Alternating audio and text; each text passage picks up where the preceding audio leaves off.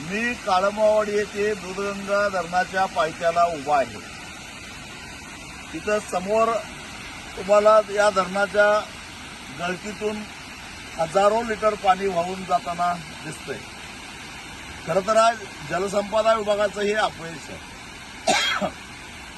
आणि याला जबाबदार या खात्यातला असणारा भ्रष्टाचार आणि लोकप्रतिनिधींनी केलेली डोळेझाक हे जबाबदार आहे।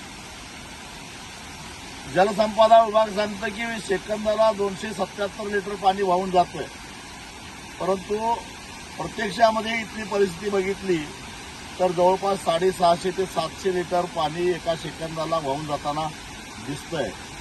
म्हणजे एका मिनिटाला 42,000 लिटर आणि तासाला जवळपास 20,00,000 लिटर एवढं पाणी वाहून जाताना दिसतं।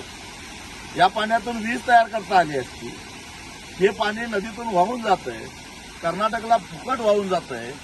एका बाजूला पाण्यासाठी रक्ताचे पाट वाहण्याची भाषा केली जाते आणि दुसऱ्या बाजूला अशा पद्धतीनं पाणी वाहून जातंय की जे कर्नाटक सुद्धा हक्काचं पाणी म्हणून याला घेतंय, परंतु त्याचे मोजमाप करायला तयार नाही।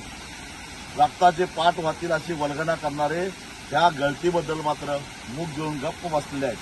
स्वाभिमानी शेतकरी संघटना 2021 सालापासून या विषयावर आवाज उठवत आहे। आता आम्ही 15 दिवस वाट बघू।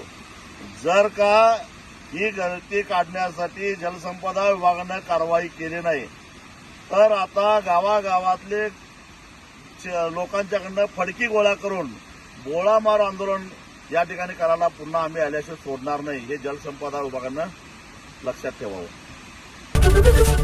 एबीपी माझा, उघडा डोळे बघा नीट।